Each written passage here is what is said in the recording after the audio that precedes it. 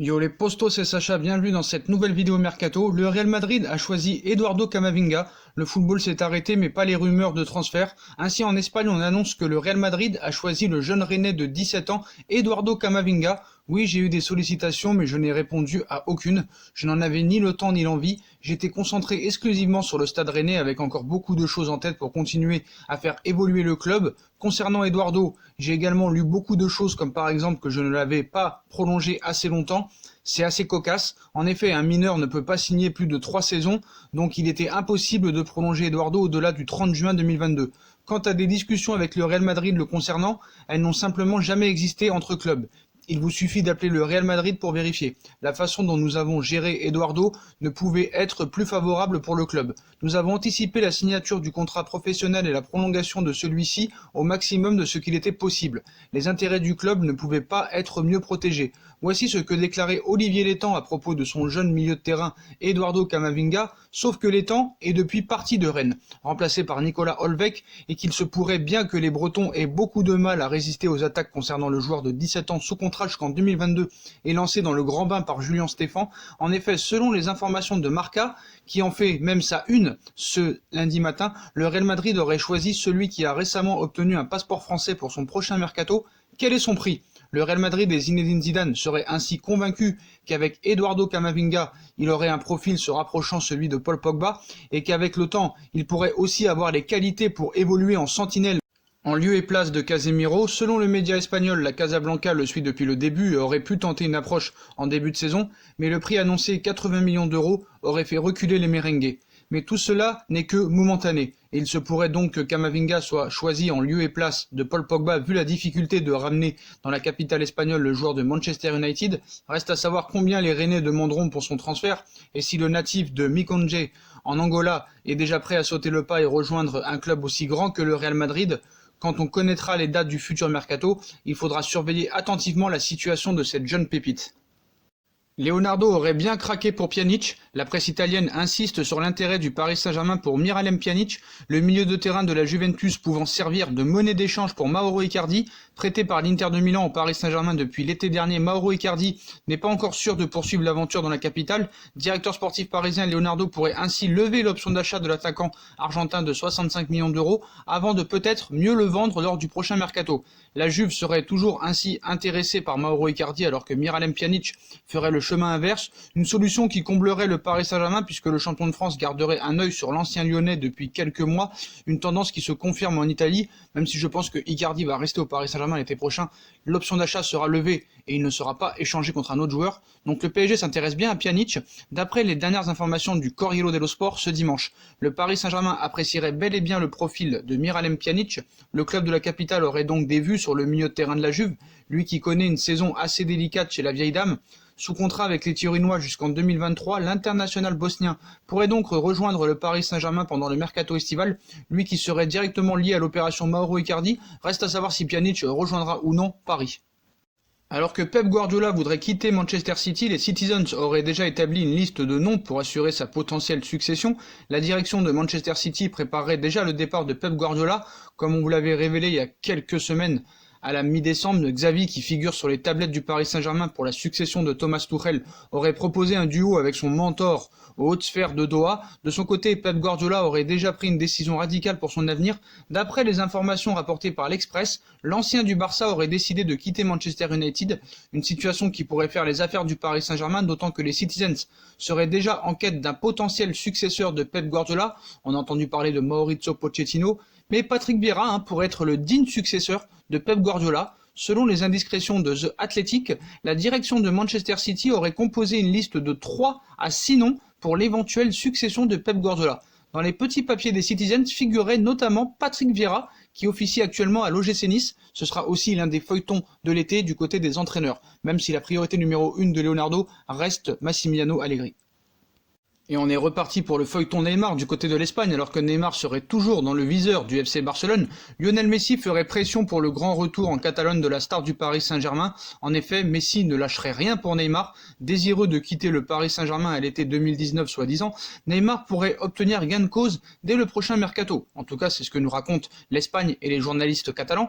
La direction de Barcelone ne chômerait pas en coulisses afin de faire revenir la star parisienne. Selon la presse espagnole, un ou plusieurs joueurs du Barça pourraient même rejoindre le club de la capitale afin de faciliter le transfert de l'international brésilien en Catalogne, à l'image d'Antoine Griezmann et Lionel Messi, joueraient un rôle prépondérant à propos du grand retour de Neymar à Barcelone. Messi ferait tout son possible pour retrouver Neymar. D'après ce que nous apprend El Confidenciale, Lionel Messi n'aurait pas forcément vu d'un très bon œil l'arrivée de Carlos Vela, Los Angeles Galaxy, lorsque ce dernier était dans le viseur du club catalan, et pour cause, le capitaine du FC Barcelone se concentrait sur un autre dossier. L'Argentin serait toujours aussi déterminé concernant le retour de Neymar en Catalogne. Le Barça et le PSG trouveront-ils un terrain d'entente? Bah non, parce que ce qu'ils n'ont pas compris, c'est que la presse catalane fait tout pour vendre du papier, que le Barça va avoir de gros problèmes d'argent, qu'ils ont dû baisser les salaires de beaucoup de joueurs et qu'ils n'arrivent même pas à payer Lautaro Martinez 111 millions d'euros et qu'ils essayent aussi de donner des joueurs à l'Inter de Milan pour que l'Inter de Milan accepte de laisser partir Lautaro Martinez. Donc on sait très bien que la presse catalane fera tous les jours des feuilletons Neymar pour vendre du papier, mais en tout cas Neymar restera bien au Paris Saint-Germain. Et on reviendra dans une autre vidéo, les gros problèmes financiers que va avoir le FC Barcelone cet été, notamment grâce à cet arrêt du football en ce moment, baisse des salaires et en plus le stade, le nouveau stade, le projet stade qui va leur coûter énormément d'argent et une fortune. D'ailleurs, Tanguy Ndombele serait dans la shortlist du Paris Saint-Germain. Le PSG qui veut absolument se renforcer dans l'entrejeu a coché le nom du milieu de terrain de Tottenham. Le champion de France en titre aimerait bien le récupérer la saison prochaine pour renforcer son milieu de terrain. Si le FC Barcelone est effectivement intéressé par Tanguy Ndombele, comme le quotidien sportif espagnol Mundo Deportivo l'assure dans son édition d'hier, le club blaugrana devrait retrouver sur sa route un concurrent de poids avec le Paris Saint-Germain. Le champion de France qui prépare son intersaison entend recruter au milieu cet été et a placé l'international français de Tottenham dans sa shortlist. Depuis longtemps déjà, le profil de l'international tricolore plaît en interne à Paris. Le nom de Ndombele, 23 ans, avait déjà été évoqué la saison passée du côté de la capitale, sans que le club ne formule de proposition. Cette fois, cela pourrait ne pas être la même histoire. Le Français, sous contrat jusqu'en juin 2025 avec les Spurs, plaît au directeur sportif Leonardo et des premiers contacts avec l'entourage du joueur ont déjà été pris. Le PSG devrait passer la seconde dans ce dossier puisqu'un rendez-vous avec ses représentants pourrait se tenir dans les prochaines semaines. S'il représente la vente record pour l'Olympique Lyonnais l'été dernier pour 60 millions d'euros et des bonus, Tanguy Ndombele n'est pas un élément indispensable à Tottenham. Tanguy Ndombele en difficulté à Tottenham depuis l'arrivée de José Mourinho en novembre dernier. L'ancien Lyonnais peine à s'imposer chez les Spurs. Entre pépins physiques et prestations en demi-teinte, le principal intéressé ne peut évoluer avec la plénitude de ses moyens physiques.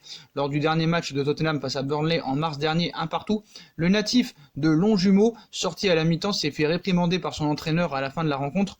José Mourinho avait cité en première période, on n'avait pas de milieu. Il y a quelque chose de plus important que la tactique, c'est d'avoir des milieux qui volent le ballon, qui pressent, qui pressent, qui récupèrent le ballon, qui gagnent des duels, et on n'en avait pas. Évidemment, je ne parle pas de Skip, parce que c'est un gamin de 19 ans qui a joué 2 heures il y a quelques jours. Tanguy a eu assez de temps maintenant pour atteindre un autre niveau. Des critiques acerbées qui font également suite à celles du consultant bien connu en première ligue Jamie Carragher ou l'ancien sélectionneur de l'Angleterre Sven-Goran Eriksson qui n'hésite plus à tancer Ndombele pour sa nonchalance et son jeu sans ballon.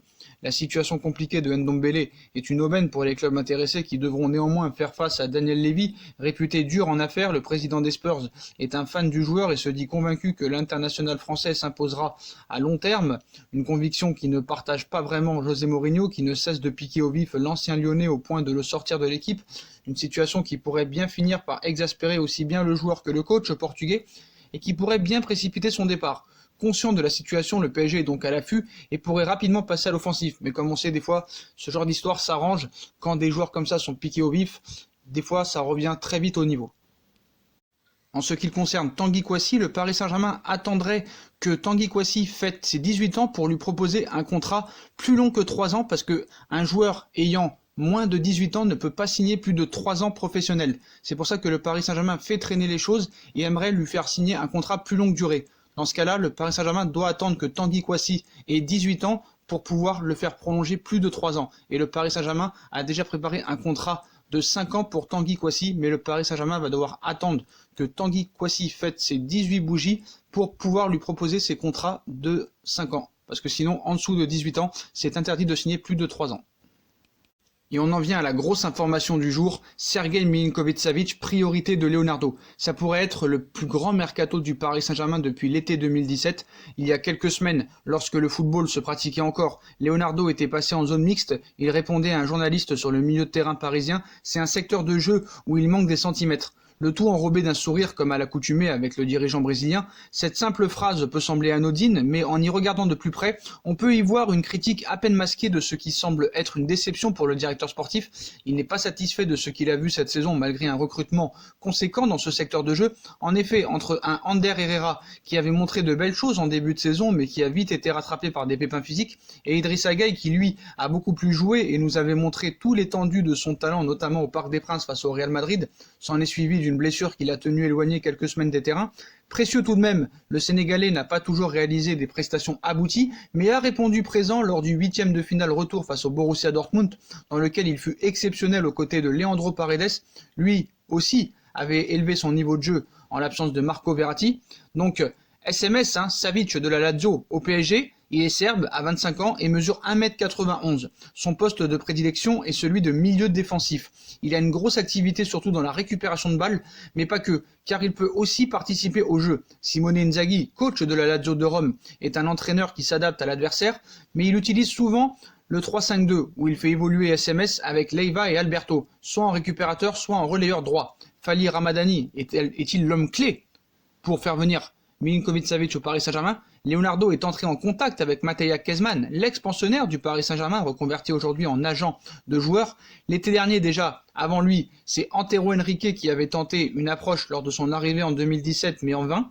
L'été dernier, Léo avait été mandaté, le super agent Fali Ramadani, pour le faire venir, mais le président Lolito avait mis son veto. Grand bien lui en a pris, au vu la grande saison qu'effectue le Serbe en Serie A. Tout club susceptible d'acheter un joueur originaire d'ex-Yougoslavie aura affaire tôt ou tard à l'homme d'affaires albanais, comme par exemple pour Jovic au Real Madrid. D'ailleurs, d'autres joueurs appartenant à Liensport, agence qu'il dirige avec un ancien joueur professionnel Nikola Damajmak, intéressent le club de la capitale comme Miralem Pjanic, sous contrat avec la Juve jusqu'en 2023, et qui a l'avantage de connaître la Ligue 1 pour y avoir évolué, que ce soit à Metz ou à l'Olympique Lyonnais. La Juve, ayant besoin de renflouer ses caisses, pourrait accepter de se séparer du Bosnien si le PSG débourse les 35 voire 40 millions d'euros qu'attendent les dirigeants de la vieille dame. Autre joueur de la galaxie, Ramadani, Kalidou Koulibaly, le franco-sénégalais qui évolue à Naples depuis 2014 au poste de défenseur central, finaliste de la dernière CAN et véritable révélation de la Serie A ces dernières saisons. Il pourrait quitter le sud de l'Italie cet été, mais il en coûtera au moins 80 millions d'euros pour le club qui voudra s'attacher ses services, alors qu'il lui reste 3 années de contrat. Des discussions sont en cours, et cette fois, le fantasque président De Laurentiis semble ouvert à un départ du très convoité défenseur central. Le Real étant aussi sur le coup. Avec la crise sanitaire que nous vivons actuellement, personne ne sait comment se déroulera le prochain mercato. Les dates d'ouverture et de fermeture risquent d'être modifiées. Lors de son premier passage, Leonardo avait fait de Mino Raiola le principal pourvoyeur des Rouges et Bleus. En 2020, Fali Ramadani pourrait remplacer l'Italo-néerlandais pour ce qui devrait être un des plus gros mercatos que le Paris Saint-Germain ait connu avec celui de 2017. Alors qu'il voudrait renforcer son attaque, Zinedine Zidane pourrait se jeter sur Sadio Mané ou Erling Braut Haaland l'été prochain. Le technicien du Real Madrid aurait fait du buteur du Borussia Dortmund sa priorité, tandis que l'international sénégalais serait devenu un plan B. Lors du dernier mercato estival, le technicien du Real Madrid s'est attaché les services de Luka Jovic, alors que le buteur serbe ne lui donnerait pas entière satisfaction. Zinedine Zidane serait en quête d'un nouvel attaquant. Dans cette optique, le Ballon d'Or 98 aurait coché plusieurs noms, et notamment ceux de Sadio Mané et d'Erling Braut Haaland. D'après les indiscrétions de The Mirror divulguées il y a une quinzaine de jours, Zinedine Zidane aurait fait de l'international sénégalais sa priorité pour l'été prochain, mais il semblerait que l'entraîneur français ait changé d'avis. D'après l'Express, Sadio Mané un plan B pour Zinedine Zidane. Selon les informations de l'Express, Zinedine Zidane aurait fait du buteur du Borussia Dortmund sa grande priorité. De son côté, le joueur de Liverpool ne serait plus qu'un plan B pour le coach du Real Madrid. Une nouvelle tendance qui devrait réjouir les supporters de Liverpool. Mais ce qu'il faut expliquer à l'Express, c'est que Erling Braut Haaland sera la priorité du Real Madrid à l'été 2021 et non à l'été 2020. Parce qu'à l'été 2021, la clause libératoire de Haaland sera de 75 millions d'euros. Ce ne sera pas le cas dès cet été. Donc le Real Madrid va attendre l'année prochaine pour recruter Erling Braut Haaland et Sadio Mané reste bien la priorité du Real Madrid pour l'été 2020. Haaland va rester une année de plus et c'est dans l'intérêt du Real Madrid de le laisser progresser une année de plus en Allemagne, et quoi qu'il en soit, selon les informations de l'Express, l'Express depuis quand se met au sport. Voilà, en tout cas Zidane a fait du buteur de Liverpool sa priorité numéro 1 pour cet été, et Erling Braut Haaland sera la priorité numéro 1 de l'été 2021. Voilà, donc monsieur l'Express, il faudrait peut-être prendre de vraies informations avant de faire des informations erronées. Voilà les postos, voilà pour toutes les infos mercato du jour. Comme d'habitude, hein, dites-moi en commentaire ce que vous en pensez de toutes ces actualités mercato, surtout sur la grosse information Milinkovic-Savic. Voilà, je compte sur vous pour liker un maximum, liker, partager, commenter. N'oubliez pas de vous abonner, d'activer la petite cloche pour être tenu au courant des nouvelles vidéos qui vont sortir, de nous rejoindre sur mes réseaux sociaux Instagram, Facebook, Snapchat, Twitter, ainsi que sur Utip si vous voulez aider à faire évoluer la chaîne en regardant les pubs gratuitement ou en faisant un petit don. N'oubliez pas que j'ai une deuxième chaîne YouTube, No Feeling. Ça me ferait énormément plaisir que vous allez jeter un coup d'œil et allez vous abonner à cette chaîne qui sera mis en lien en description. Je vous rappelle que vous avez moins 10% sur les coques de Naokes, hein, moins 10% avec le code promo Sacha Benita 10. Le lien sera mis en bas de la page en description. Voilà, si vous voulez personnaliser votre coque de téléphone, choisir le nom de votre joueur préféré ou mettre votre prénom derrière votre équipe préférée, voilà, allez commander sur leur site, vous avez moins 10% avec le code promo Sacha Benita 10 et avec les codes Naokes. Tout sera mis en lien en description. Voilà les postos, je vous souhaite à tous une très bonne vidéo et à très vite pour une nouvelle vidéo les postos. Tchuss.